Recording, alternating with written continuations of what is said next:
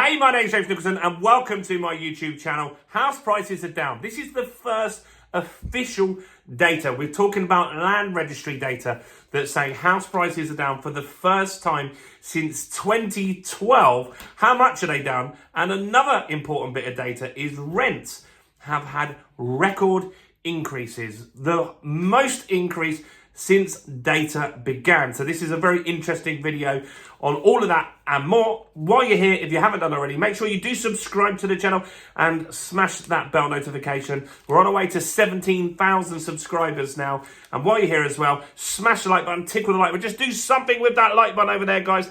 That really helps us with the YouTube algorithm. And give us a comment. Just say hi or any questions or any input you've got on a video. That really, really helps us as well. So, what's going on? Now, I see your comments. I actually replied to all of them personally myself. And that takes a lot of time. We had 2,000 comments last week. So thank you for everyone that commented.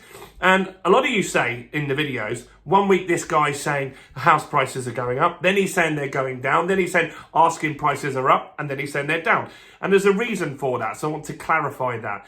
Different data sources. The market isn't moving in a strong direction either way. It's pretty much in 2023 being a flat market. Now, there will be people that disagree with that and say the market's crashing. Well, it might be going down, but not officially. Those sales haven't completed yet. They will come in next year. And so, yes, asking prices could be down 50%. Doesn't mean the actual houses that have sold so far have been at that level. So we on this channel look at data from different sources. We look at the land registry, which we're talking about today. That's the official data. That's the be all and end all. That's what happened with cash sales, mortgage sales. All of those things are included in this. We look at nationwide data. We look at Halifax data. We look at Rightmove, Zoopla. And because we want to get an informed decision, so we can look at all the data sources. They all have different opinions. I like, for example, the lenders data because that's like our crystal ball into the future. So Halifax and Nationwide, they'll say where they feel the market's going. Now, why would that be useful? Well, they know the deals that are getting approved today, don't they? They've got them on their desk right now, waiting with offers in principle, and all the surveyors that are going out there getting those reports back. No one else has that data. Land registry data, on the other hand, is the final data. It's all of that data collated. It's the cash sales, it's the mortgage sales, and everything in between. And so that is important data, but that has a bit of a lag. And so Nationwide and Halifax, they're saying house prices are down 2 or 3%, whereas the official data is saying that the market is down now 0.1% on an annual basis. That is crazy. Think about that for a minute. This time last year, we had Liz Truss's mini budget. We had interest rates at over 6.5%, and we felt that they could go to the moon at that point. Inflation was at 11%. We're now down to 4%. And to say that we scathed through with just a 0.1% drop is absolutely insane to me, at least. I don't know what you think. Let me know in the comments below. And so that is the house prices so far till September. And so that's the official data. It's pretty good. And it meant that the economy was more resilient. So why would that have happened? Well, a lot of people just took their properties off the market. Some people just priced them high, hoping that they would get a sale. And if they didn't, or they got silly offers, they just waited. There wasn't enough desperate sellers. Now, there's reasons for that. We had the government made it harder for banks to repossess. You were able to move on to interest only. That was something that was very easy to do. You were able to not get evicted. You were able to extend the loan term as well. That would have helped people as well. And during this year, interest rates have been dropping. Although the Bank of England rate's been going up, the lending rate, which we borrow at, has been dropping gradually through the year. Rather than 6.5% rates last year, we're now seeing 4.5% rates, which is very good. Now, this is the first annual drop, official first annual drop since 2012. After the 2008 scenario, the banking crisis, prices took a little while to drop. It was 2009, 10, 11 and 12 that we had those decreases in property prices. And since 2012, this is the first annual drop, which is great that we've managed to last that long, to be honest.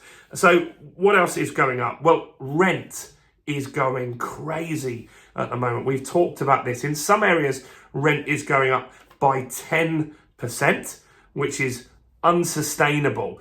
And when I talk about rent, I feel that that rental figure is in inflation data, and that's going to hit people really hard. Now, mortgages, they're not great, but eggs and all this stuff that is hit by inflation, core inflation is including food and all that kind of stuff. That is not great, but it's volatile, and they do actually decrease the price sometimes. There has been already the cost of eggs and some dairy stuff has come down in cost in the last few weeks and months. But your rent, if it gets to £1,000, it's unlikely that it'll ever drop to 900 again. It normally sticks, and that's the new level.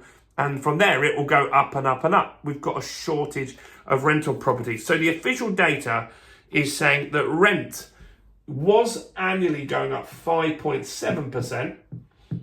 Remember, there's pockets where it's not going up loads. But in the southeast where I am, it's 10. And rent has been going up on a national basis, on the average, 6.1%. That's so high. Now, I don't know if the government has necessarily done the right thing with all these interest rate rises. What's happened is a certain amount of landlords have left the market. We've talked about that in videos. Yesterday, we've got a video on that. And so that's talking about landlords leaving the market because interest rates are high, all the legislation and tax. It's just not cost efficient for some people to do this anymore. So they're out, right? And so, fine. Like, that means there's less rental stock on the market. There's more people. That's pushing rents up at a record high. Now, interest rate hikes that go to landlords, they're getting passed on to the tenants as well. So you're putting the interest rates up, but you're causing some more inflation there. If the rent weren't going up, the inflation data wouldn't quite be so bad, then you wouldn't need to increase the interest rates. It's a vicious cycle at the moment. But I think that's a really, really hard one that's going to hit people for years to come from now.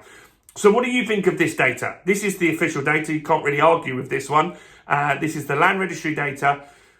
It's pretty interesting. I think that you guys would be pretty impressed if this time last year we said by the time it comes to November, house prices are down 0.1%. I don't think many of you would have agreed with that. You'd have said absolute rubbish, 15, 20% down.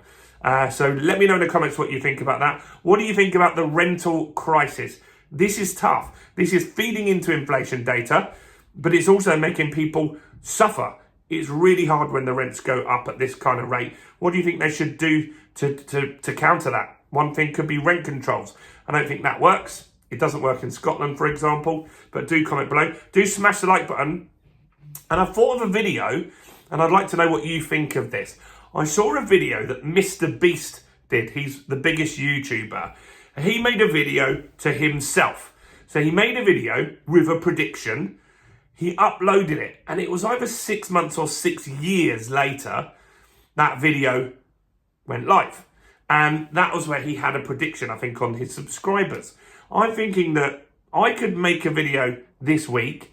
I could predict where I feel house prices will be next summer, make another one where I feel they'll be this time next year, and that prediction's already there. We could talk about what interest rates are going to be, and you guys can see it's waiting on the channel, so I can't trick it or change anything. Do you think that's an interesting concept? I might give it a go. Let me know in the comments anyway. Do check out other content on my channel. Why don't you go and watch, while you're here, this video right here.